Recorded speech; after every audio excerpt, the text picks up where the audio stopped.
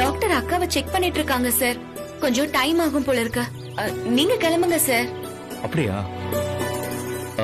எவ்வளவு நேரம் ஆகும்னு சொன்னாங்க? எனக்கு சரியா தெரியல.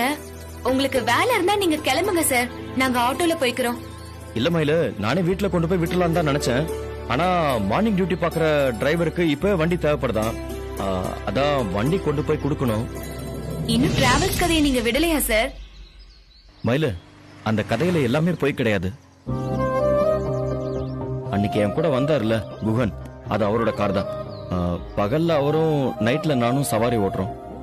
நான் டிராவல்ஸ் வச்சிருக்கேன்னு சொன்னது வேணா பொய்யா இருக்கலாம். ஆனா டிராவல்ஸ் வண்டி ஓட்டுறேங்கிறது மட்டும் நிஜம்.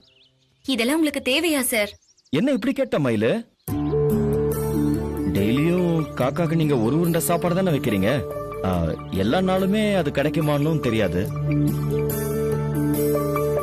அத நம்பியே ஒரு மனுஷன் உயிர் வாழ்ந்துட முடியுமா? நான் சாப்பிடணும்ல, அதுக்கு காசு வேணும், அதுக்கு ஒரு வேலை வேணும்ல. சாப்பாடு பிரச்சனை தீர்ந்தா தானே தெம்பா நான் லவ் பண்ண முடியும்.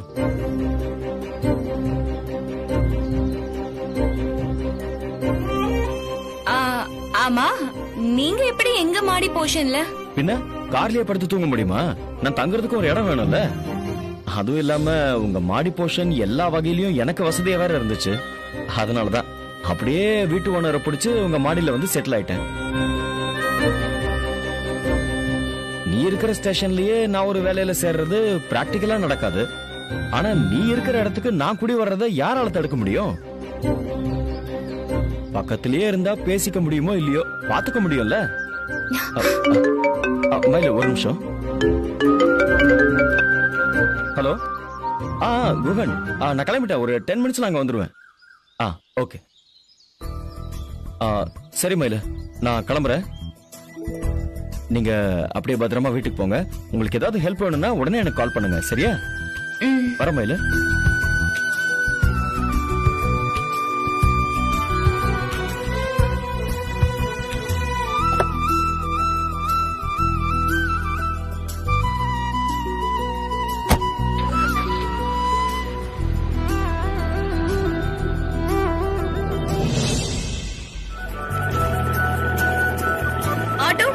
ஆள் இருக்காங்க. ஆட்டோ.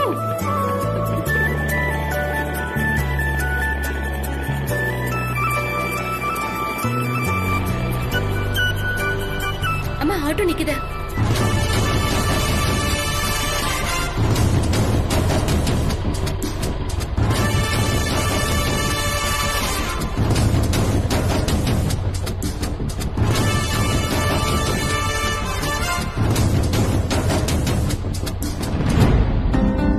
மலரு, டாக்டர் சொன்ன மாத்திரை எல்லாம் வேலைக்கு சரியா சாப்பிடணும்னு. இப்ப நீ ஒரு உயிர் இல்ல, உனக்குள்ள இன்னொரு உயிர் வளருது. அத தாங்குற சக்தியும் பலமும் உனக்கு வேணும். புரியுதா? சரிம்மா.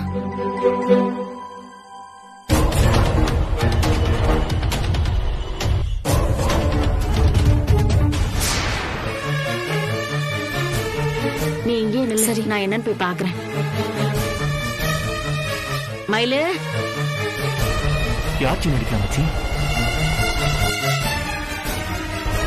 அந்த அம்மா தான் ரோடு பக்கமா நிக்கிறாங்க. அந்த அக்கா கொஞ்சம் தள்ளி தான் நிக்கிறாங்க. அந்த அம்மா போட்டுட்டு செய்ய டார்கெட் பண்ணுங்க. மயிலு,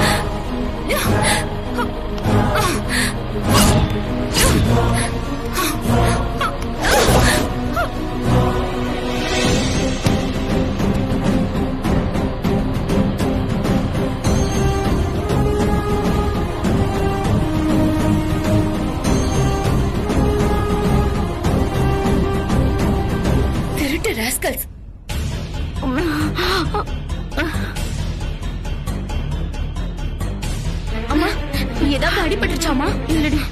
அடிப்படல செயினதான் புடிக்கிட்டு போறானுங்க. அம்மா அம்மா அடி ஏதாவது பட்டுச்சாமா? இல்லடி, ஒரே படப்படப்பா இருக்கு. அவனுங்க செயினை இழுத்துட்டு போயிட்டானுங்க. அம்மா அதெல்லாம் விடுமா, முதல்ல போய் டாக்டர் பார்க்கலாம் வாமா. எனக்கு அடிப்படலம்மா, டாக்டர் கிட்ட எல்லாம் வேணாம். படுபாவி பையன் அநியாயமா என் செயினை புடிங்கிட்டு போயிட்டானு. நம்ம நேரம் ஏதோ சரியில்லை, விடுமா. உனக்கு ஒண்ணும் ஆகலங்கிறதே எனக்கு நிம்மதியா இருக்கு. Sir good morning sir. உனக்கு நான் 3 நாள் சஸ்பெண்ட் கொடுத்திருக்கேன். முதல் நாளே ஏன் வந்து நிக்கிறேன்? சார் நான் இங்க கான்ஸ்டபிளா வரல சார்.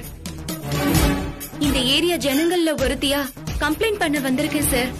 நான் கம்ப்ளைண்ட். ரோட்ல வரப்ப என் அம்மாவோட செயினை எவனோ ஒரு ராஸ்கல் அடிச்சிட்டு போயிட்டான் சார். அவனை புடிச்சு என் அம்மாவோட நகையை மீட்டு கொடுங்க சார். கவரிங் நகையெல்லாம் எங்களால மீட்டு கொடுக்க முடியாது. அதுக்கு எனக்கு கவர்மெண்ட்ல சம்பளம் கொடுக்கல. சார் அது ஒண்ணு கவரிங் நகை இல்ல சார், 2 பவுண்ட் செயின் சார். கேட்டீங்களா பரமர? நம்ம தங்கமயிலோட அம்மா தங்க செயின் எல்லாம் போட்டிருக்குதான். நம்ம ஸ்டேஷன்ல வேலை செய்யற கான்ஸ்டபிள் கூட நம்மளோட வசதியா தான் இருக்காங்கல்ல. என் அம்மாவுக்குன்னு மிச்சம் இருக்கிறது அந்த ஒரே ஒரு செயின் மட்டும்தான் சார். இப்படியாச்சும் இதை மீட்டு கொடுங்க சார். நான் இப்பவே கம்ப்ளைண்ட் எழுதி கொடுக்கறேன் சார். சூப்பர். பரமர இந்த பாராட்டு எதுக்குன்னு சொல்லிட்டு அப்புறமா தட்டுங்க.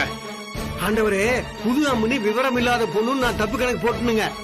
ஆனா இது விவகாரமான பொண்ணுன்னு எனக்கு இப்பதான் புரியுது. எனக்கு புரியலையே.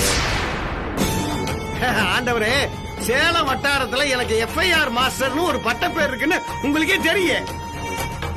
எஃப்ஐஆர் எழுதுறதுல என்ன அடிச்சுக்கிறதுக்கு ஆளே கிடையாதுங்களா? நம்ம முடிவுக்கு தகுந்த மாதிரி நிஜம் பாதி பொய் பாதின்னு கலந்து கட்டி அடிச்சு குற்றவாளிய அப்பாவியாவும் அப்பாவிய கிரிமினலாவும் மாத்தி எழுதிடுங்க.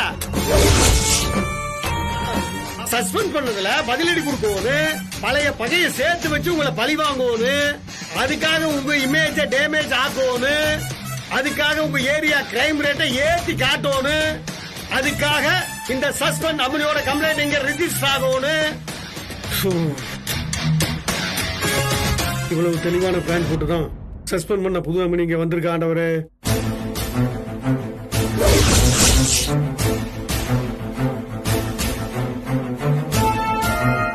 அப்புறங்க ஒரு கான்ஸ்டபிளோட அம்மாவுக்கே இப்படி நடக்குதுன்னா அப்புறம் பப்ளிக்கோட உசுருக்கு என்ன பாதுகாப்பு இருக்குன்னு ஊரு உங்களை கேள்வியாக்க கேவலமா பேச. அது மட்டுமல்ல, மீடியாவுல உங்களை பத்தி பக்கம் பக்கமா எல்லா மீடியாவும் எழுதி கிழிக்கும். அப்புறம் கேமரா எல்லாம் உங்களையே ஜூம் பண்ணு ஜூம். அப்புறம் மேலிடத்துல இருந்து உங்களை போட்டு வறுத்தெடுப்பாங்க. நல்லா போட்டு கொடுத்துட்டோம். அப்பாடா, சஸ்பெண்ட் ஆனதும் மூலையில் உட்கார்ந்து மூக்கு சிந்தாம ஈஸியா எடுத்துட்டு போனான்னு சொன்னீங்கல்ல. இந்த பெண் புலி பதுங்கிறது பாயத்தானே எனக்கு அப்பவே ஒரு டவுட். ஆனவரே, இது இப்ப உண்மையாயிடுச்சല്ലോ. ஐயோ சார், அந்த மாதிரி எல்லாம் எதுவும் இல்ல. நிஜமாவே அம்மாவோட நகைய அடிச்சிட்டு போயிட்டாங்க சார். தயவு செஞ்சு என் கம்ப்ளைண்ட ஏத்துக்கிட்டு செயினை மீட்டு கொடுங்க சார். பரமர் சொல்றதுல ஏதோ பாயிண்ட் இருக்கிற மாதிரியே எனக்கு தோணுதே மயிலு. ஒருவேளை கம்ப்ளைண்ட்ன்ற பேர்ல என்ன நீ காலி பண்ண பாக்குறியோ?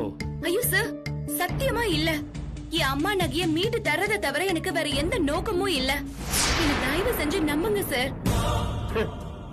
உன்னை நம்பணும்னா நீ ஒண்ணு செய்யணும். நகைய பறி கொடுத்தது உங்க அம்மா தானே? அவங்கள கூட்டு வந்து கம்ப்ளைண்ட் கொடு, நான் ஏத்துக்கிறேன். கரெக்டுங்க சார். அம்மாவுக்கு இப்போ என்ன உடம்பு முடியல, ஆஸ்பத்திரியில இருக்காங்க, தானே சொல்ல போற? நிஜமா அதான் சார். செயினை புடிச்சு இழுத்ததுனால கழுத்துல காயமாயிடுச்சு. அம்மா இப்போ வீட்ல ரெஸ்ட்ல இருக்காங்க. நகைய பறி கொடுத்தவங்க தான் கம்ப்ளைண்ட் கொடுக்கணும்னு கட்டாயம் ஒண்ணும் இல்லையே சார். அவங்க சார்பில யார் வேணாலும் கொடுக்கலாம்ல. ஓ, இன்ஸ்பெக்டருக்கு சட்டம் கத்து கொடுக்குறீங்களோ? அப்போ ஒண்ணு பண்ணுங்க, நீங்க வாய் வார்த்தையா சொன்னதை என்னால நம்ப முடியல. இப்படி ஒரு இன்சிடென்ட் நடந்ததுக்கு ஆதாரமா எதையாவது கொண்டு வாங்க. அதுக்கப்புறம் உங்க புகாரை நான் ஏத்துக்கணுமா வேணாமா நான் முடிவு பண்றேன். நீங்க கிளம்பலாம். சார், டேய், ஓ, நீ டியூட்டி பாக்குற ஸ்டேஷன்ல உன் கம்ப்ளைண்டே எடுத்துக்க மாட்டேன்னு அந்த ஆள் எப்படி சொல்ல முடியும்? அவர் ஏற்கனவே வில்லங்கம் பிடிச்சவரு. நான் இப்ப சஸ்பென்ஷன்ல வேற இருக்கேன். ஏதாவது காரணம் சொல்லி என்ன அலைய வைக்கதான்க்கா பாப்பாரு. இப்ப என்ன காரணம் சொல்றாரு அந்த ஆளு? உன் அம்மாவோட நகையை தானே பறிச்சுட்டு போனாங்க, அவங்க தான் வந்து கம்ப்ளைண்ட் பண்ணணும்னு புதுசா ஒரு ரூல் சொல்றாரு.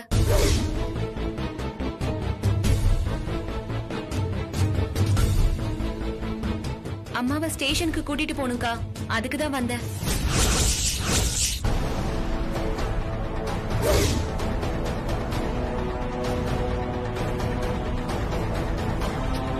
அம்மா தான் உடம்பு வலிக்குதுன்னு சொல்றாங்கல்ல, இப்ப வேணாம் மயிலு, நாளைக்கு வேணா கூட்டிட்டு போ. நான் எல்லாம் எங்கேயும் போறதா இல்ல மலரு. ஏமா, இப்பவும் நீ அந்த ஆளை பார்க்க பயந்துகிட்டு தானே வர மாட்டேங்கிற? அந்த ஆளை பார்க்க எனக்கு என்னடி பயம்? புகார் வாங்குறதுக்கு இப்படி நம்மள அலைய விடுறாரு. நான் வந்து அங்க புகார் கொடுத்துட்டா மட்டும் உடனே நடவடிக்கை எடுத்து என் நகையை மீட்டு கொடுத்துருவாரா? அந்த ஆள் மேல எனக்கு சுத்தமா நம்பிக்கையே இல்ல. நடக்காதுன்னு தெரிஞ்சும் அந்த ஆள் முன்னாடி போய் நிக்க எனக்கு இஷ்டம் இல்ல. நீ என்ன விட்டுரு.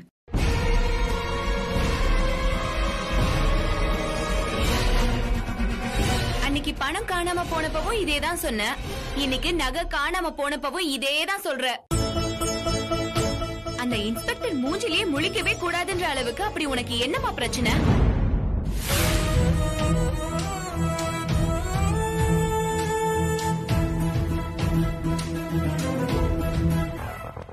Excuse me madam.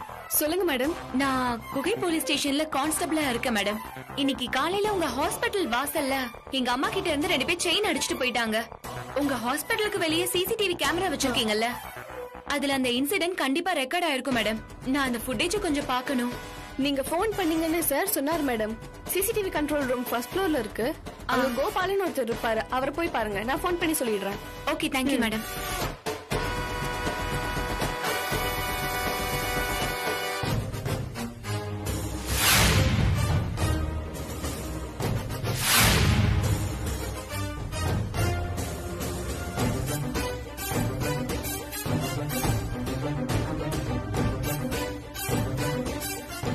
அந்த இன்சிடென்ட் எப்ப நடந்ததுன்னு தோராயமா சொல்ல முடியுமா மேடம்? 10:30 இருந்து 11க்குள்ள இருக்கும் சார்.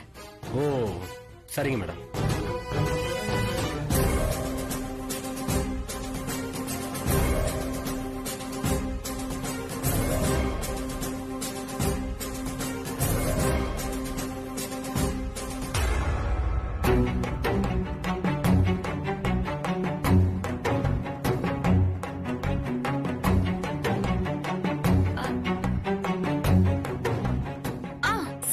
இதான் சார், இதுல இருந்து அப்படியே ஃபுல்லா ப்ளே பண்ணுங்க. Okay madam.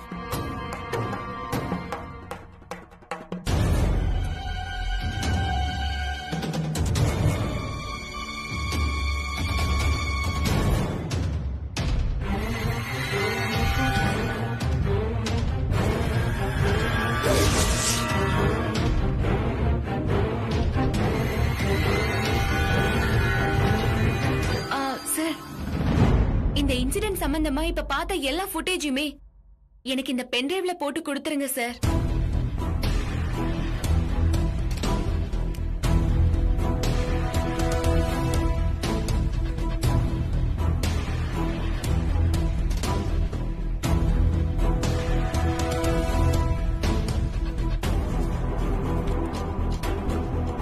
நீங்க கேட்ட ஃபுட்டேஜ் இதுல இருக்கு மேடம். Thank you sir. தேங்க்யூ. சரிங்க மேடம், வாங்க. ஆண்டவரே, நமக்குள்ள வேவ்லென்த் அப்படி. ஆண்டவர் என்ன நினைக்கிறாருன்னு பூசாரிக்கு தெரியாதுங்களா? சார்,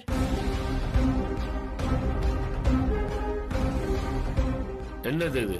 ஆதாரம் சார். செயின் ஸ்நாச்சிங் நிஜமாவே நடந்துச்சான்னு கேட்டீங்கல்ல, இன்சிடென்ட் நடந்த இடத்துல கிடைச்ச சிசிடிவி ஃபுட்டேஜ் இதுல இருக்கு சார்.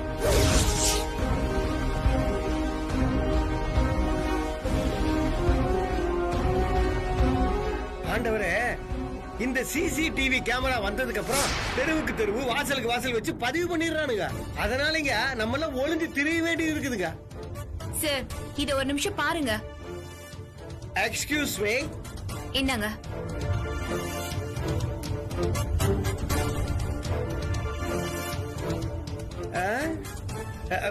ஆண்டவரே, பிரிண்ட் பழசாட்டு இருக்குதுங்க, நல்லா தெரியுங்களா?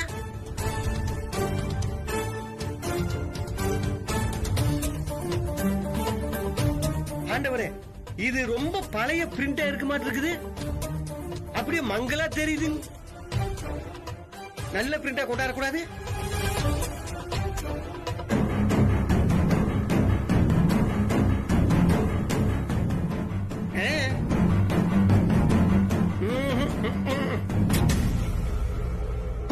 எஸ்பி ஆபீஸ்ல போன் பண்ணுங்க. என்ன உன் கம்ப்ளைண்ட் எடுக்கலன்னு அங்க போய் கம்ப்ளைண்ட் பண்ணிட்டு வரியா நீ? எஸ்பியோட சப்போர்ட் இருந்தா என்ன வேணா செய்யலாம்னு நினைக்கிறியா? எனக்கு அந்த மாதிரி எல்லாம் எந்த எண்ணமும் இல்ல சார். நான் யாருக்கும் போன் பண்ணவும் இல்ல, நான் அங்க போகவும் இல்ல. ஆண்டவரே, இந்த பஞ்சாயத்து அப்புறம் பாத்துக்கலாம். எஸ்பி ஆபீஸ்ல இருந்து வந்த போன் எடுங்க, அப்புறம் பெரிய பஞ்சாயத்து ஆயிர போகுது. ஹலோ, சொல்லுங்க சார். சார் கண்டிப்பா நான் காலையில கொடுத்துட்டா பரவாயில்லைங்களா? ஆண்டவரே, இது என்ன பெரிய பஞ்சாயத்தா? இல்ல, இது வேற கிராம பஞ்சாயத்தா? மயிலு நம்ம கேட்ட ஆதாரத்தோட வந்துட்டா. இனிமே கம்ப்ளைண்ட் எடுக்க மாட்டோம்னு சொல்ல முடியாது. சொன்னா இவன் நேரா எஸ்பி ஆபீஸ்ல போய் நிப்பா. நானே அந்த ரூட் இவளுக்கு சொல்லி கொடுத்த மாதிரி ஆயிடுச்சு. இப்ப பேசாம கல்யாண நாள் ஞாபகம் இல்லன்னு எனக்கும் வருத்தம் தான். நான் வருத்தப்பட்டா இவரு என்ன சமாதானப்படுத்த போறாரு? நீ நடுவுல வந்து தேவையில்லாம நுழைஞ்சா இப்படிதான் நீ வாய் கட்டிக்கணும். உன் புருஷன்காரன ஒண்ணு சொல்லிடக்கூடாது, உடனே கட்சி மாறிடு. உனக்கு போய் சப்போர்ட் பண்ணி பேசினா பாரு, என் புதிய செருப்பாலே அடிச்சுக்கணும். அடிச்சுக்கலாம் தேவையில்ல. இருக்கிற இடத்துல வாயை மூடிட்டு இருந்தா உனக்கு நல்லது, எங்களுக்கு நல்லது. ஏங்க, அக்கா எப்பவுமே இப்படிதானே பேசிட்டு இருப்பாங்க. சரி விடுங்க, என்ன ஆசீர்வாதம் பண்ணுங்க. உழு உழு ஆசீர்வாதம் பண்ணுங்க. தீர்க்க சுமங்கலியா இருமா, எந்திரிமா. குடுக்கா. காரணம் தெரிஞ்சிருச்சுல, இப்பயாவது ஸ்வீட் எடுத்துக்கோங்க. அப்படியே இருங்க.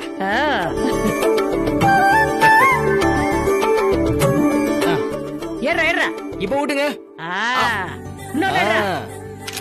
அம்மா, இப்ப நீங்க அப்பாவை கூட்டுங்க. ஊட்ரு. எட்டியாடா. சூப்பர். ஹாப்பி வெட்டிங் ஆனிவர்சரிப்பா. தேங்க்யூடா மாவனே. திருமண நாள் வாழ்த்துக்கள்மா. தேங்க்யூடா கண்ணா. சரி, வெட்டிங் ஆனிவர்சரிக்காக ரெண்டு பேரும் என்ன கிஃப்ட் கொடுத்துக்கிட்டீங்க? உங்க அப்பா கல்யாண நாளே அவருக்கு ஞாபகம் இல்லையா? கிஃப்ட் எங்க இருந்து வாங்கி கொடுத்துருக்க முடியும்? எங்களுக்கு இது முத கல்யாணம் நாள கிஃப்ட் எல்லாம் கொடுத்து கொண்டாடுறதுக்கு அதெல்லாம் ரொம்ப நாள் ஆச்சுரா. இனிமே கிஃப்ட்னு கொடுத்தா உனக்கு கொடுக்கறது தான். இந்த மாதிரி எல்லாம் சொல்லி எஸ்கேப் ஆக முடியாதுப்பா. புதுசா கல்யாணம் ஆனாலும் சரி, 20 வருஷம் கல்யாணம் ஆனாலும் சரி, காதலை எக்ஸ்போஸ் பண்றதுக்கு கிஃப்ட் கொடுத்தேதான் ஆகணும். அம்மாவுக்கு நீங்க கொடுத்தாதான் காசு. சோ இவங்க வாங்கியிருக்க சான்ஸே இல்ல. நீங்க ஏதாவது வாங்கி கொடுக்கலாம்ல. இப்ப போய் எங்கடா வாங்குறது? சரி, இந்தா என் கல்யாண பரிசா உங்க அம்மாவுக்கு நீயே கொடுத்துரு. பாரு வெற்றி, ஒரு போலீஸ் ஆபீசர் கொடுக்கற கிஃப்டா இது? ஏம்பா, 100 ரூபாய்லாம் ஒரு காசாப்பா? இப்பெல்லாம் 500 ரூபாய்க்கே வேல்யூ இல்ல. வேற பெருசா ஏதாவது செய்யுங்கப்பா. அதெல்லாம் நாங்க நிறைய கொண்டாடி முடிச்சாச்சுரா. சும்மா குடுங்குறிய. நீ அப்பா அம்மா கல்யாண நாள் நீ என்னடா கிஃப்ட் கொடுத்த? ஐயோ, என்ன அப்பா சட்டு மாலை என் பக்கம் திருப்பிட்டாரு.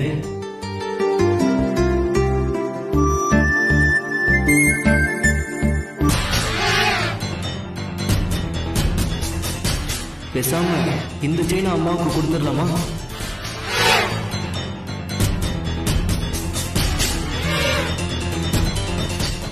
இத கொடுத்துட்டா காரை ரிப்பேர் பண்ண பணம் வேணுமே. பரவாயில்ல, இந்த செயினை எந்த வழியில அடிச்சோமோ அதே வழியில இன்னொன்னு தேர்த்திக்கலாம். நாம அவனை கிஃப்ட குடுறான்னு கேட்டதும் பேச்சு மூச்சே இல்லாம நிக்கிற. அதெல்லாம் இல்லப்பா, நான் அம்மாவுக்காக ஒரு ஸ்பெஷல் கிஃப்ட் வாங்கி வச்சிருக்கேன்.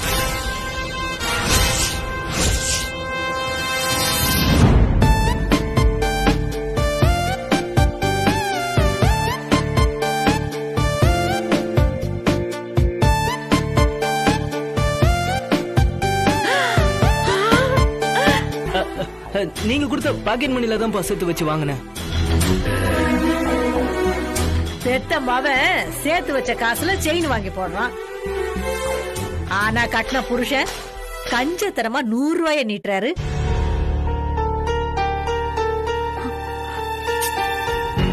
அடியே கஸ்தூரி, உனக்கு நல்ல காலம் புருஷனால வரப்போறது இல்ல, உன் பிள்ளையாலதான் வரப்போகுது. பாரு, என் புள்ள பாக்கெட் மணி காசுல தான் வாங்கி கொடுத்திருக்கான். அப்ப அந்த காசு என் காசு தானே? சொல்லி அவகிட்ட. அக்கா ஏதோ சொல்லிட்டு போறாங்க, நீங்களும் ஏன் பதிலுக்கு பதில் பேசிட்டு இருக்கீங்க? உங்களுக்கு பிடிக்குமேனு இட்லியும் கறி குழம்பு செஞ்சு வச்சிருக்கேன். சீக்கிரம் போய் குளிச்சிட்டு வாங்க. அப்பா, இன்னைக்கு லீவ் போட்டு அம்மாவை எங்கேயாவது அவுட்டிங் கூட்டிட்டு போலாம்ல? மாவனே, எனக்கு ஸ்டேஷன்ல நிறைய வேலை இருக்குடா. என்னப்பா நீ? சரி, சாயந்தரம் ரெடியாரு, எங்கேயாவது போயிட்டு வருவோம். சரிங்க.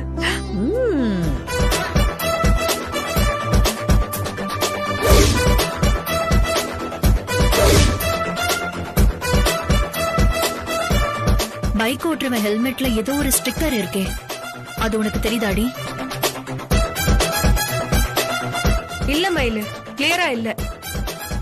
செயினை அடிச்சது முன்னால இருக்கிற கேமரால தான் பதிவாயிருக்கு. அந்த ரெக்கார்ட் பார்க்கலாம்.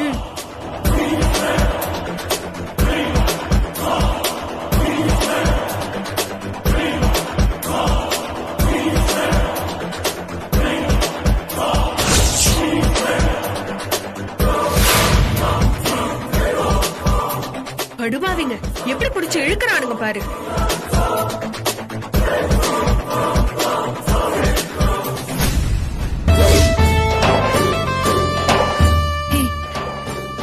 இந்த ஸ்டிக்கர் ஓரளவுக்கு தெரியுது பாரு.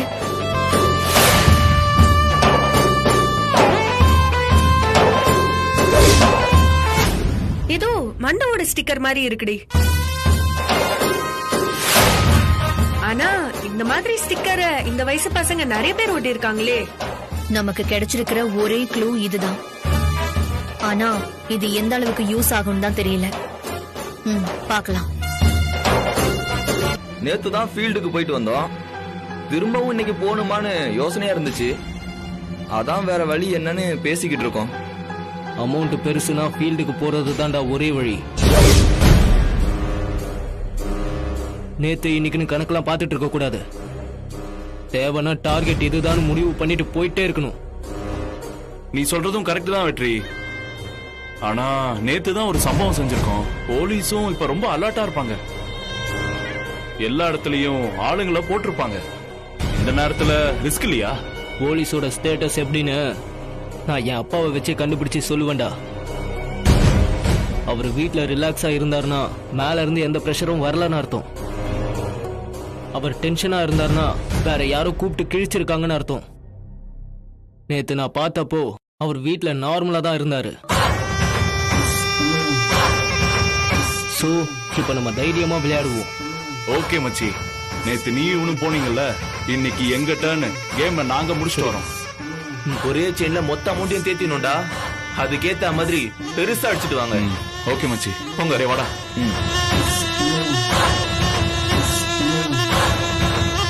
உன் புருஷன் வரும்படியெல்லாம் சேதாரம் இல்லாம முழுசா வீட்டுக்கு வருதான்னு பாக்க வேண்டியது உன் வேலைடி. நீதான் அதையெல்லாம் சாமர்த்தியமா கவனிச்சுக்கணும். உன் புருஷன் இப்ப என்ன சம்பாதிச்சாலுமே அது கைக்கு வாய்க்குமே சரியா போயிடுது. அப்போ நிறைய சம்பாதிக்கிற மாதிரி நீ தாண்டி தூண்டி விடணும். எனக்கு இது வேணும் அது வேணும்னு நீ குடைச்சது குடுத்துக்கிட்டே இருக்கணும்.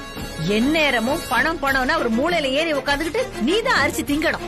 அப்பதான் அவரு யோசிச்சு யோசிச்சு கை நீட்டுறவரு பாக்குற இடமெல்லாம் கை நீட்ட ஆரம்பிச்சிருவாரு. புரியுதா?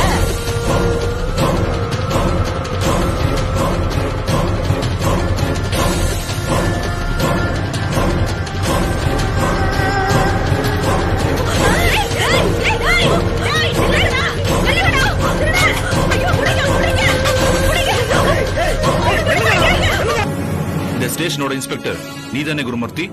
Yes sir. இங்க வர்ற கேஸ் எல்லாம் நீதான் முடிக்கணும்ன்றது ஞாபகம் இருக்கா? இருக்கு சார். அந்த வேலை செய்ய என்ன அசிங்கமா ஏதாவது வந்துட போதும்.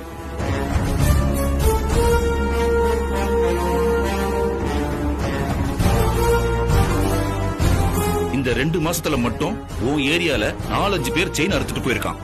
அது ரெக்கார்ட் ஆயிருக்கு சார். 4 இல்ல சார், 3 தான் சார். உன் சென்சஸ் இப்ப ரொம்ப முக்கியமாயா? நீ வேலை பார்க்கற லட்சணம் இப்பதான் எனக்கே தெரியுது. நேத்தும் உன் ஏரியால ஒரு இன்சிடென்ட் நடந்திருக்கு. சோசியல் மீடியாவில் அந்த சம்பவத்தை லைவா வீடியோ எடுத்து போட்டு அதை வைரல் ஆக்கியிருக்காங்க. எல்லா நியூஸ் சேனல்லையும் இப்ப அதான் ஓடிட்டு இருக்கு.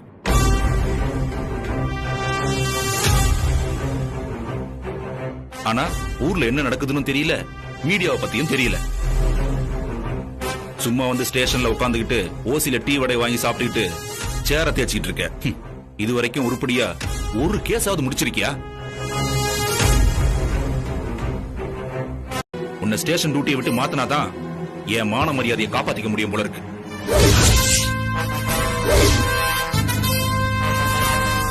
சார் அப்படி எல்லாம் பண்ணிடாதீங்க சார். நான் என் வேலையை கரெக்டா தான் சார் செஞ்சிட்டு இருக்கேன். 4 கேஸ் வந்திருக்குல்ல, அதோட ஸ்டேட்டஸ் என்ன? எத்தனை பேரை நீ என்கொயரி பண்ணிருக்க? எத்தனை பேர் மேல எஃப்ஐஆர் போட்டிருக்க? சரி, எத்தனை பேர் தான் ரிமாண்ட் பண்ணிருக்க? சரி, இது வரைக்கும் எவ்வளவு ரெக்கவரி காட்டியிருக்க? இப்பதான் சார் என்கொயரி போயிட்டு இருக்கு. கான்ஸ்டபிள் மயில் தலைமையில அதுக்காக ஒரு ஸ்பெஷல் டீமே போட்டிருக்கேன் சார். மயில சார், அந்த செயின் ஸ்நாச்சிங் கேஸ் உங்ககிட்ட தானே ஒப்படைச்சேன்.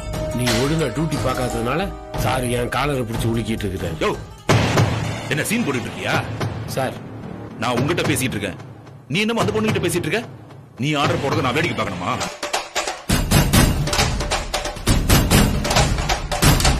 நீ என்கொயரி பண்ண ஆரம்பிச்சு எவ்வளவு நாள் ஆச்சுமா? நேத்து தான் சார் இந்த டியூட்டியே கொடுத்தாரு சார். நேத்து நகையை பறி கொடுத்த விக்டிமை பாத்தியா? சார், அது எங்க அம்மா தான் சார். அதுக்கு முன்னால இருந்த 3 கேஸ் என்ன ஆச்சு? ஸ்டேஷனுக்கே கொண்டு வராம வெளியிலேயே பஞ்சாயத்து பண்ணி முடிச்சிட்டியா? சார் அப்படிலாம் இல்ல சார். லம்பா எவ்வளவு அமௌண்ட் கிடைச்சது? என்ன சார் இப்படிலாம் பேசுறீங்க? யோ, நல்ல முறையில நடிக்காத. உன் யோகியதை என்னன்னு எனக்கு நல்லாவே தெரியும். என் கண்ணு முன்னாடியே எவனோ ஒரு பரதேசி என் தங்கச்சி நகையை அடிச்சுக்கிட்டு போயிட்டான். அந்த ஆளுங்க மாதிரி 4 பேரை சுட்டு போட்டா அவனுங்களுக்கு இந்த மாதிரி தைரியம் வருமா? திருடரை பிடிக்கிறதுக்கு உங்களுக்கு எல்லாம் வக்கு இல்லாம போனதுனால தானே இன்ஸ்பெக்டர் பொண்டாட்டி நகையவே அறுத்துக்கிட்டு போறான். இன்ஸ்பெக்டர் ஒய்ஃபா? அது யாரு? நல்ல கதையா இருக்குதே. விடிய விடிய ராமாயணம் கேட்டு சீதைக்கு ராம சித்தப்பா நானா? ஒரு மேலதிகாரியோட சம்சாரம் யாருன்னு தெரியாமையா நீ இந்த ஸ்டேஷன்ல வேலை பாக்குற?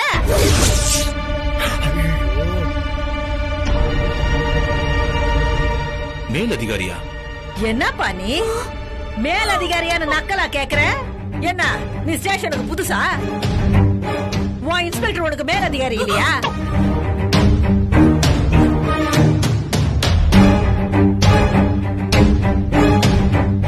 சரி, இவளை முதல்ல இழுத்துட்டு போ. ஏய், நீ சும்மா ரெடி. வெளியே சொன்னா வெக்க கேடு. நகையை போட்டுக்கிட்டு ஒரு பொண்ணு ரோட்ல நிம்மதியா நடக்க முடியல, தனியா எங்கேயும் போக முடியல. எப்போ எவன் வந்து செயின் அறுத்துக்கிட்டு போவான்னு பயந்து பயந்து சாவ வேண்டியதா இருக்கு.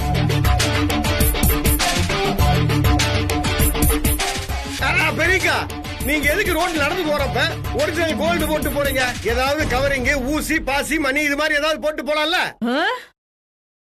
சார், இவங்களா பேசினா பரவாயில்ல. உங்களை பார்த்தா பெரிய ஆபீசர் மாதிரி இருக்கிறீங்க. 3 கோடெல்லாம் வேற மாட்டிட்டு இருக்கிறீங்க.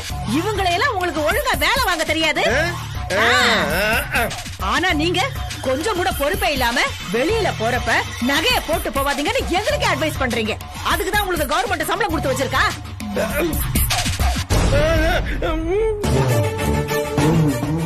இவங்களை கேள்வி கேட்க நமக்கு எல்லா உரிமையும் இருக்குடி. நீ எதையும் கேட்க வேணாக்கா, உன் கால வேணாலும் விழற. தயவு செஞ்சு போயிடலாக்கா. ரெண்டுல ஒண்ணு கேட்காம நான் வரமாட்டேன். போடி பெரிய ஆபீசரே.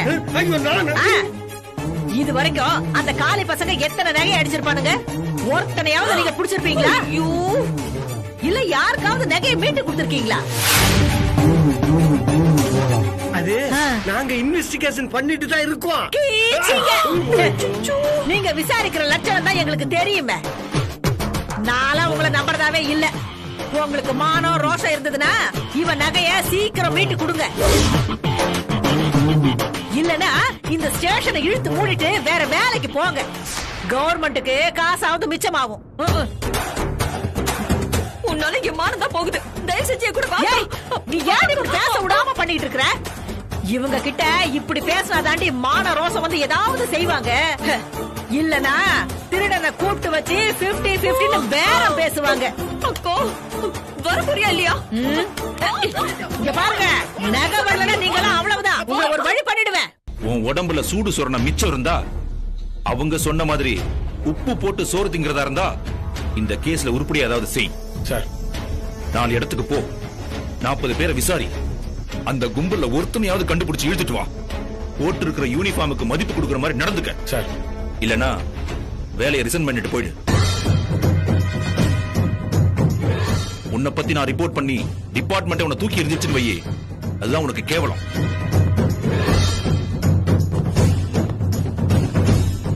உன் பேர் என்னம்மா? தங்கமயில் சார். தங்கமயில். உன்னை எனக்கு ஞாபகம் இருக்கு, நம்பிக்கையும் இருக்கு. உங்ககிட்ட தானே இந்த ஆள் ஒரு முக்கியமான வேலையை ஒப்படைச்சிருக்கிறாரு. அதை நீ சின்சியரா செய்வேன்னு நான் நம்புறேன். Yes sir. இந்த கேஸை பொறுத்த வரைக்கும் நீ வேற யார்கிட்டயும் ரிப்போர்ட் பண்ண வேண்டாம். யாருக்கும் நீ பதில் சொல்ல வேண்டாம். எதுவா இருந்தாலும் நேரா எங்கிட்டயே பேசு. எந்த உதவியா இருந்தாலும் கேளு. அப்பப்போ எனக்கு அப்டேட் பண்ணிட்டே இரு. Okay sir. எவ்வளவு சீக்கிரம் முடியுமோ அவ்வளவு சீக்கிரம் அந்த கும்பலை நம்ம பிடிச்சு ஆகணும். அதுக்கான முழு பவரையும் நான் உனக்கு தரேன். நீ வேற எந்த வேலையும் பார்க்க வேண்டாம். இந்த கேஸை மட்டும் நீ கான்சென்ட்ரேட் பண்ணா போதும். ஓகே? Yes sir.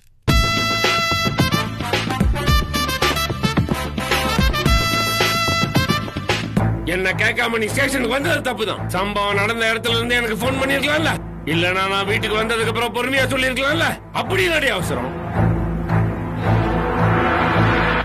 நீங்க ஸ்டேஷனுக்கு வந்து சொன்னதும் அப்படியே திருடு ஓடி போய் திருடு பிடிச்சு வந்து உங்க சங்கலி வாங்கிட்டு வந்து உங்ககிட்ட கொடுத்துருவாங்களா? இல்ல, சூட்டோட சூடா வந்து சொன்னா நல்லதுன்னு நினைச்சோம். அதுக்கு ஏன் இப்படி கோவப்படுறீங்க? ஏதாவது பேசல உன்ன எல்லாத்துக்கும் காரணமே நீதான். எனக்கு வர்ற ஆத்திரத்துக்கு அப்படியே உன்ன நான் ஸ்டேஷனுக்கு போவேணும்னு சொன்னேங்க. அக்கா வலுக்கட்டமா இழுத்துட்டு வந்துருச்சு. சும்முடி. இவ ஏதாவது லூசுத்தனமா செய்வா. உனக்கு அறிவு வேணா? என் பொண்டாட்டி என் ஸ்டேஷனுக்கே வந்து கம்ப்ளைண்ட் பண்ணாது எனக்கு அவமானம் இல்ல? என் கூட வேலை செய்யறவங்க என்ன நினைப்பாங்க? பொண்டாட்டியோட செயினைய காப்பாத்த துப்பு இல்ல, இவன் எப்ப அந்த ஊரைய காப்பாத்தவன் கேவலமா நினைக்க மாட்டாங்க? நாங்க அந்த மாதிரி எல்லாம் யோசிக்கல. செயினை பறி கொடுத்த டென்ஷன்ல அப்படியே வந்துட்டோம். வந்தல பிரச்சனையை சொல்றதுக்கு ஒரு முறை இல்ல. ஏதோ உங்க அப்பா ஓடு மாதிரி அந்த குதிக்கிற அதிகாரிக்கு முன்னாடி வாய்க்கு வந்தபடி எல்லாம் பேசுற. சோத்துல உப்பு போட்டு திங்கலையா? எதுக்கு இந்த யூனிஃபார்ம் போட்டுருக்கீங்கன்னு கேவலமா கேக்குற. முன்னாடி இருந்த ஆபீசர் யார் தெரியுமா? எங்க டிபார்ட்மெண்டோட எஸ்பி, என்னோட மேல் அதிகாரி. அவரு யாரு என்னன்னு தெரியாம நீ பாட்டுக்கு வார்த்தை அள்ளி விட்டு வந்துட்ட. ஏற்கனவே என் ஏரியாவில் நடந்த 4 செயின் ஸ்நாச்சிங் கேஸை வச்சு அப்பதான் என்ன கழுவி ஊத்திட்டு இருந்தார். அந்த நேரம் பார்த்து இவ வந்து அந்த ஆட்டம் ஆடிட்டு வர. என்ன கட்டி ஏறதுக்கு அவருக்கு இன்னும் வசதியா போச்சுல்ல. அவரு பேசின பேச்சுக்கு என் வாழ்க்கையிலே நான் உப்பு போட்டு சாப்பிட முடியாது. இவ வந்து கத்துன கத்துல என் ஸ்டேஷன்ல நான் அசிங்கப்பட்டு மேலதிகாரிட்ட அவமானப்பட்டு கஸ்தூரி, இதுக்கு மேல இவளோட அராஜகத்தை தாங்க முடியாது. விடியறதுக்குள்ள நீயே இவளை அனுப்பிச்சிரு, இல்ல நான் இவளை அடிச்சு விரட்டிடுவேன். ஜாக்கிரதை. அப்பா என்னாச்சு? ஏன் இவ்வளவு சத்தம் போட்டுட்டு இருக்கீங்க? வெற்றி, நீ கிஃப்டா கொடுத்த செயினை ஒரு கடங்கார அடிச்சிட்டு போயிட்டான். ஆமாண்டா. அத பத்தி கம்ப்ளைண்ட் பண்ணலாம்னு ஸ்டேஷனுக்கு போயிருந்தோம். அங்க இருந்தது எஸ்பின்னு தெரியாம அக்கா என்னென்னமோ பேசிருச்சு. அதான் அப்பா கோவமா கத்திட்டு இருக்காரு. நீங்க ஏமா அவசரப்பட்டு ஸ்டேஷனுக்கு எல்லாம் போனீங்க? அப்பா வீட்டுக்கு வந்ததுக்கு அப்புறம் கொஞ்சம் பொறுமையா சொல்லிருக்கலாம்ல. அதே தாண்டா நானும் சொல்லிட்டு இருக்கேன். நம்ம ஏரியாவுல குருமூர்த்தி இருக்கான்றத மறந்துட்டு செயின் இருக்கிறதுக்கு புதுசா ஒரு கும்பல் கிளம்பி இருக்கு. ரொம்ப நாள் அவனுங்க எங்கிட்ட இருந்து தப்பிக்க முடியாது. சீக்கிரமே அவனுங்க எங்கிட்ட மாட்டுவாங்க. குருமூர்த்தி யாருன்னு டிபார்ட்மெண்ட்டுக்கு காட்டுறேன்.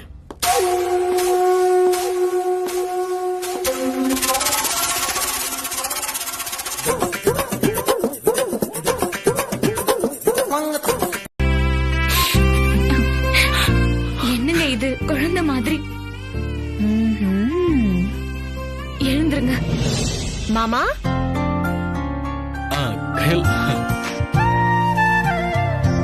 வாங்க அத்தை, நல்லா இருக்கீங்களா? வாங்க மாப்ள வாங்க. வாங்க மாமா.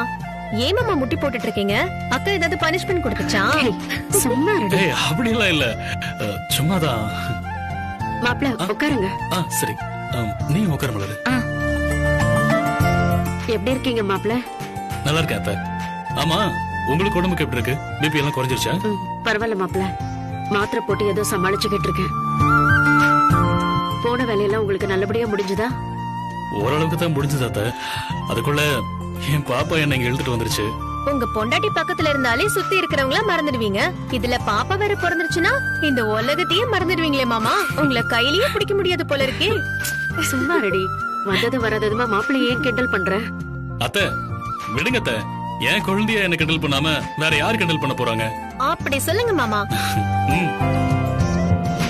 ஏய் போதும் வாய் பேசுறது. போய் மாமாக்கு குடிக்க ஏதாவது எடுத்துட்டு வா. நீ போய் எடுத்துட்டு வாமா. மாமா வெயிட் சூட்கேஸ் எல்லாம் எடுத்துட்டு வந்திருக்காரு. பொண்டாட்டிக்கும் குழந்தையாளுக்கும் என்ன வாங்கிட்டு வந்திருக்காருன்னு நான் பாக்கணும்.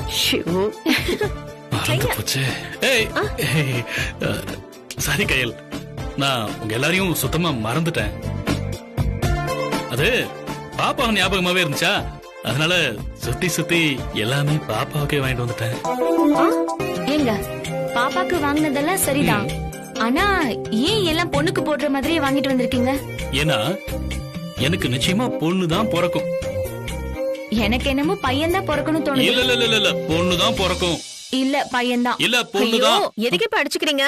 ஒரு பொண்ணு ஒரு பையன், ரெட்ட புள்ளைய பெத்து கொடுக்கா. ஒரே பிரசவத்துல வேலை முடிஞ்சிடும். அப்படியா? அதுவும் சூப்பரான ஐடியா தான்.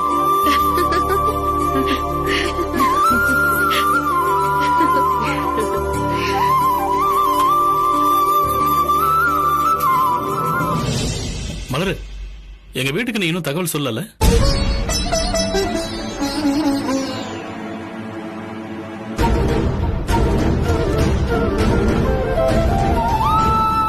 நீங்க தான் என்ன சொல்ல வேணாம்னு சொன்னீங்க. சரி, நாளை காலையில் நம்ம வீட்டுக்கு போலாம். அதுக்கேத்த மாதிரி ரெடி ஆயிடு.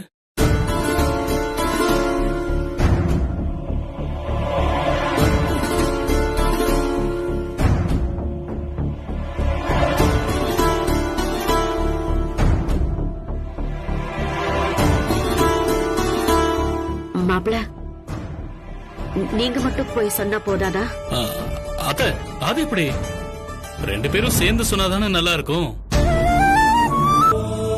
மாமா, நீங்க ஊருக்கு போன 2வது நாளே அக்காவை உங்க வீட்டு ஆளுங்க வீட்டை விட்டு துரத்திட்டாங்க.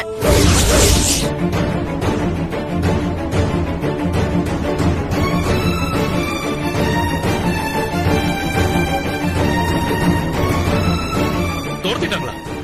ஆமா. மலரு, இவ என்ன சொல்றா?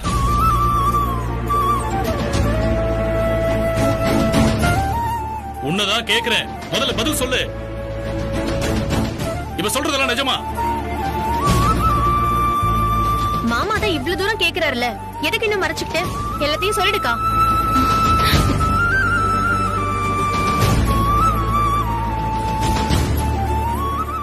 சொல்லு. கையில் சொல்றது உண்மைதாங்க. மது ஹாஸ்பிட்டல்ல இருந்து டிஸ்சார்ஜ் ஆகி வந்த அன்னைக்கு, இனிமேலும் இவளுக்கு நான் மரியாதை கொடுக்கணும்னு எந்த அவசியமும் இல்லம்மா. எப்போ இவ தவச்சு கல்யாண மேடையில வச்சு என்ன அசிங்கப்படுத்தினாலும் அப்பவே நீ உறவு முடிஞ்சு போச்சு.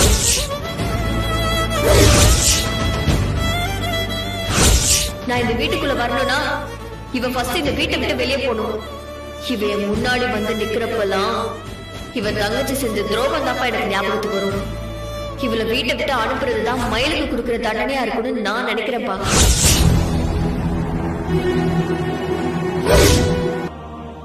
எல்லாரும் ஏன் என்கிட்ட மறைச்சுக்கிட்டு தான் தெரியல.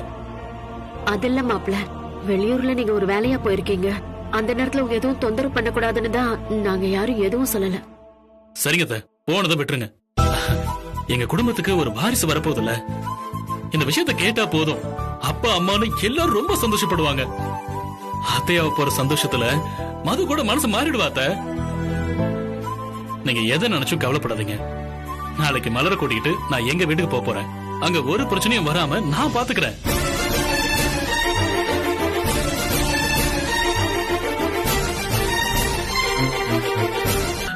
வாங்க சின்ன முதலாளி.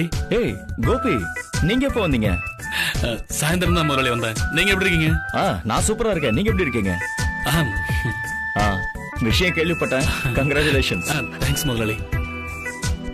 கோபி, இனிமே நான் முதலாளிலாம் கூப்பிட வேண்டாம், ஜீவான்னு பேர் சொல்லியே கூப்பிடுங்க. முதலாளி அது எப்படிங்க, அப்படியே கூப்பிட்டு பழக்கமாயிடுச்சு. கோபி, ஜீவான்னு கூப்பிட ஆரம்பிங்க, அதுவும் பழகிடும். மலர், கங்க்ராச்சுலேஷன்ஸ். நேத்தே சொல்லிருக்கணும், எனக்கு இப்பதான் கொஞ்சம் வேலை முடிஞ்சது, அதனாலதான் இந்த நேரத்துல வந்து விஷ் பண்ற மாதிரி ஆயிடுச்சு. நான் மயங்கி விழுந்தப்ப கார்ல ஹாஸ்பிட்டலுக்கு கூட்டிட்டு போனதுக்கு ரொம்ப தேங்க்ஸ் சார். அட என்னங்க நீங்க, இதுல என்ன இருக்கு, ஒரே காம்பவுண்ட்ல இருக்கோம், இந்த உதவி கூட செய்யலனா எப்படி? உங்களுக்கு எந்த உதவி வேணும்னாலும் எனக்கு கால் பண்ணுங்க. இந்தாங்க, ஃப்ரூட்ஸ் நட்ஸ் எல்லாம் சாப்பிட்டு உடம்ப நல்லா தேத்துங்க, சரியா? அம்மா, உன்கிட்ட செயின் அடிச்சாங்கல்ல, அத யாரோ வீடியோ எடுத்திருக்காங்கம்மா. இப்ப அதான் வைரலா ஓடிட்டு இருக்கு. இங்க பாரு.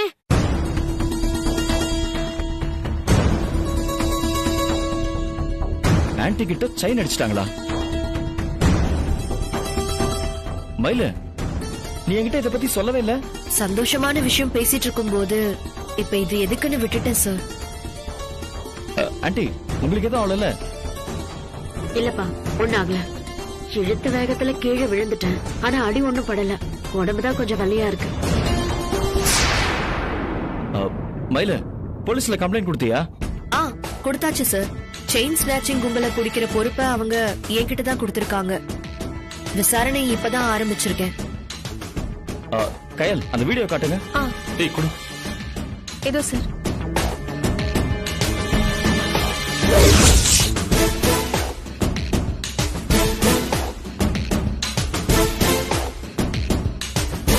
என் பொண்ணு கண்டிப்பா அந்த செயினை மீட்டு கொடுத்துருவான்னு நான் நம்புறேன். மயில, உனக்கு இந்த விஷயத்துல என்ன ஹெல்ப் வேணும்னாலும் நான் செய்ய தயாரா இருக்கேன், சரியா?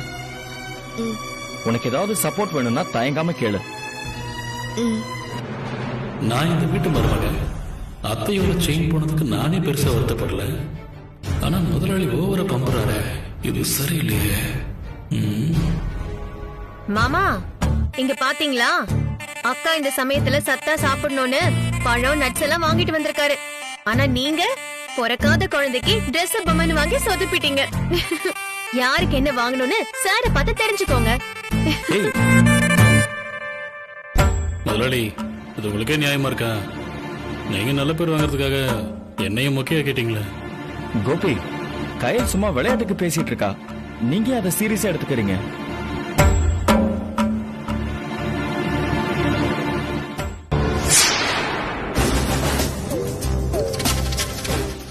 என் பொண்டாட்டிக்கு நான் இதெல்லாம் வாங்கி கொடுக்க மாட்டேனா? இவருக்கு எதுக்கு அந்த தேவையில்லாத வேலைலாம்? இவர் எதுக்கு இந்த வீட்டு மாடியில வந்து தங்கணும்? அத்தைக்கு ஒண்ணுதான் பொங்கணும், என் பொண்டாட்டிக்கு பழம்லாம் வாங்கிட்டு வரணும். எல்லாத்தையும் கூட்டி கழிச்சு பார்த்தா ஏதோ தப்பா இருக்கு.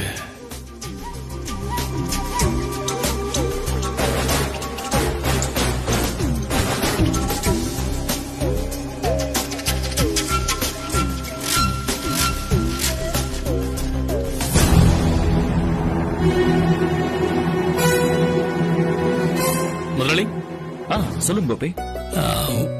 ஒண்ணுல முதலாளி, உங்ககிட்ட ஒரு விஷயம் கேட்கணும்னு தோணுது, தப்பா எடுத்துக்க மாட்டீங்களே? கேளுங்க. அது முதலாளிக்கும் உங்களுக்கும் என்ன பிரச்சனை? ஏன் அவர்கிட்ட சண்டை போட்டீங்க? அதுவா, அதெல்லாம் பெருசா எந்த காரணமும் இல்ல கோபி. எவ்வளவு நாளைக்கு தான் அப்பாவோட நிழலையே இருக்கிறது, அதான் கொஞ்ச நாளைக்கு ஃப்ரீயா இருக்கலாமேன்னு தோணுச்சு, அவ்வளவுதான், வேற ஒண்ணும் இல்ல. அதான் சின்னதா ஒரு சண்டை போட்டு வெளியே வந்துட்டேன்.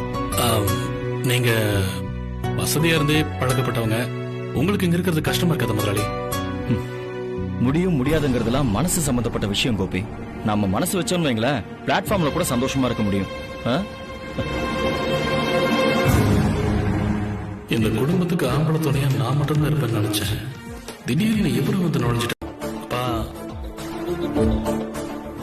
அதுலப்பா, இங்க வர வேண்டிய சூழ்நிலை வந்துருச்சு, அதான் வந்துட்டேன். அப்படி என்னடா அவசரம்? அதான் கேக்குறேன். அப்பா, நீங்க தாத்தாவா போறீங்க?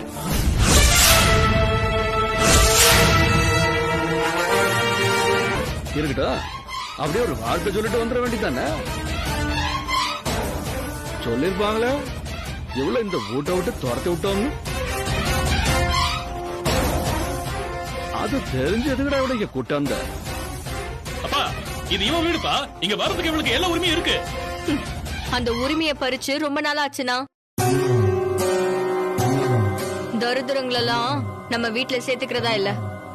இப்ப நான் சொல்றத தெளிவா கேட்டு, எனக்கு நீ பிள்ளையா இருக்கணும்னா எவ்வளவு கொண்டுட்டு போய் கோமதி வீட்டுல விட்டுட்டு வந்துரு.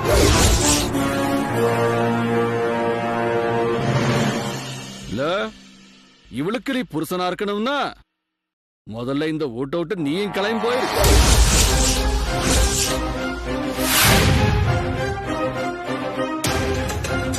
என் மகளோட வாழ்க்கைய அழிச்சவளோட அக்கா இந்த வீட்டுல இருக்கிறது எனக்கும் பிடிக்கல, என் மாவளுக்கும் பிடிக்கல.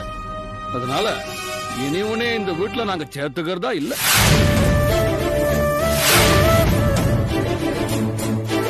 அப்படி சொல்லாதீங்க மாமா. எனக்கு கீழே 2 தங்கச்சிங்க இருக்காங்க. நான் வாழா வெட்டியா போனா அவங்களுக்கு கல்யாணம் பண்றது கஷ்டமாயிடும். தயவு செஞ்சு ஒரு வேலைக்காரின்னு நினைச்சு என்னை இந்த வீட்டுல சேர்த்துக்கோங்க மாமா. நான் உங்க கால்ல வேணாலும் விழுறேன் மாமா. என்ன மலருது? நாம எல்லா உரிமையோடவும் இந்த வீட்டு எஜமானரா இங்க இருக்கலாம். அதுக்கு யார் காலையும் விழணும்னு அவசியமே இல்ல. அப்பா நான் கடைசியா கேக்குறேன், இவளை நம்ம வீட்டுல சேர்த்துக்க போறீங்களா இல்லையா? நான் தான் என் முடிவை தெளிவா சொல்லிட்டேனடா. உனக்கு நாங்க வேணும்னா நீ இங்க இரு, இல்லன்னா அவ கூட கிளம்பி போயிட்டே இரு. போயிடுறேன். எனக்கு சேர வேண்டிய சொத்தை பிரிச்சு கொடுங்க. நான் இந்த வீட்டை விட்டு கிளம்பிடுறேன்.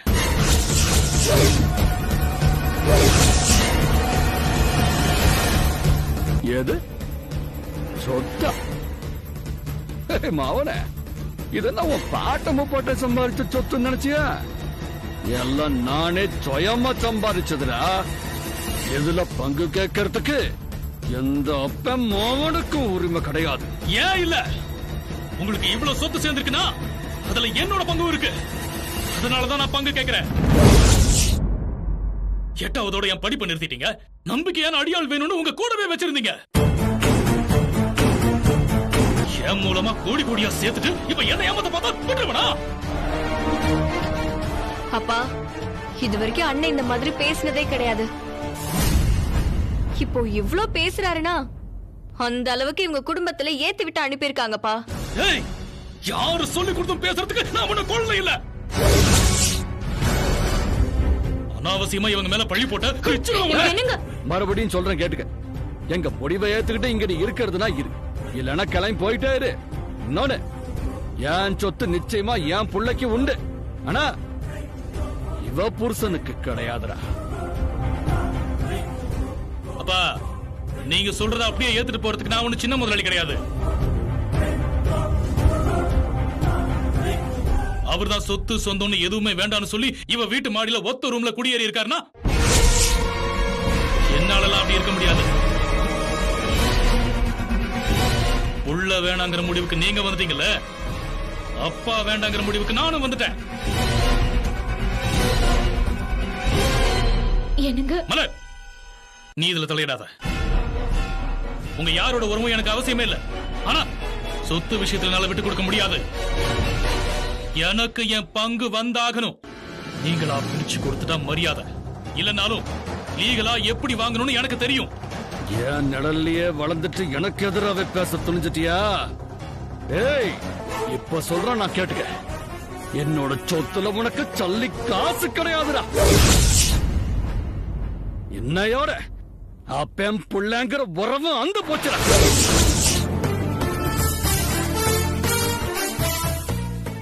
இனிய மூஞ்சலிய முழிக்காத.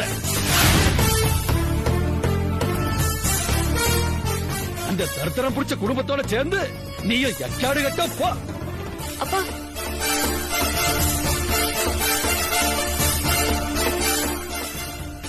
மானம் கட்டு போய் இன்னும் ஏன்டா இங்க நின்னுகிட்டு இருக்கிற? அதான் உனக்கு எங்களுக்கு எதுவும் இல்லைன்னு ஆயிடுச்சுல்ல. உன் பொண்டோட்டிய கூட்டிக்கிட்டு கிளம்பி போயிட்டே இரு. இல்ல நானே உன்னை கழுத்தை பிடிச்சுக்கோ. அவசியம் இல்லப்பா, நாங்களே போயிடுறோம். ஆனா ஒண்ணுக்காக பெத்த புள்ளைய உதறி தள்ள தயாரிட்டீங்களா? இந்த தப்புக்காக கண்டிப்பா நீங்க அனுபவிப்பீங்க. உங்களை கோர்ட்டுக்கு இழுத்து சொத்தோட சேர்த்து உங்க மானத்தையும் வாங்கலனா நான் என் பேரை மாத்திக்கிறேன். மாமலர்,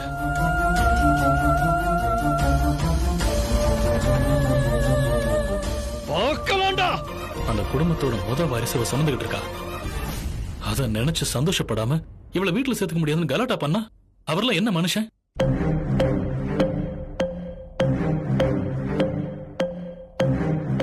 மயில் மேல மதுக்கு இருக்கிற கோவத்துலதான் இதெல்லாம் நடக்குதுன்னு நினைச்சேன். ஆனா பிரச்சனை மதுவோட கோவம் இல்ல, என் அப்பாவோட கேடு கெட்ட புத்தி.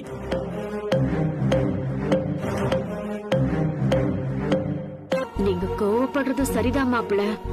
ஆனா கொஞ்சம் பொறுமையா எடுத்து சொல்லி புரிய வச்சிருக்கலாமே. இப்படி சண்டை போட்டு பிரிஞ்சு வர்றது நல்லா இருக்காதே. சண்டை ஆரம்பிச்சது நான் இல்ல, அவருதான். மலரை கட்டிக்கிட்டதால மொத்தமா என்ன ஒதுக்கி வைக்கணும்னு முடிவே பண்ணிட்டாரு. இந்த மாதிரி தப்பான ஆளுங்களோட இருக்கிறத விட தள்ளி வந்துட்டதே மேலத்த. ஆனா சொத்து விஷயத்துல என்னால அப்படி இருக்க முடியாது. லீகலா நோட்டீஸ் அனுப்பி எனக்கு சேர வேண்டியதை வாங்காம விட மாட்டேன். சூப்பர் மாமா. உணர்ச்சி வசப்பட்டு எனக்கு எதுவுமே வேணான்னு தூக்கி எறிஞ்சிட்டு வந்திருப்பீங்களோன்னு நினைச்சேன். சொத்து முக்கியம்னு புரிஞ்சு கரெக்டான முடிவை தான் எடுத்துருக்கீங்க. முடு, நீ வேற அதை இதை சொல்லி ஏத்தி விடாத. இங்க பாருங்க மாப்பிள, எனக்கு சொந்தம் வேண்டாம் சொத்து மட்டும் போதும்னு சொல்றது ரொம்ப தப்பாயிடும். கொஞ்சம் அவசரப்படாம நிதானமா யோசிச்சு பாருங்க. நானும் அதேதாம்மா சொல்றேன். மாமாவை சமாதானப்படுத்தி திரும்ப அந்த வீட்டுல சேரணுமே தவிர இப்படி வெட்டிக்கிட்டு வர்றது நல்லது இல்லைன்னு சொல்லிட்டேன். இவர்தான் புரிஞ்சுக்கவே மாட்டேங்கிறாரு. நீதான் புரியாம பேசுறக்கா. என் பொண்டாட்டிய ஏத்துக்கோங்க, இல்லன்னா சொத்தை பிரிச்சு கொடுங்க, நான் தனியா இருந்துக்கிறேன் தானே மாமா சொல்றாரு. அதுல ஒண்ணும் தப்பு இல்லையே.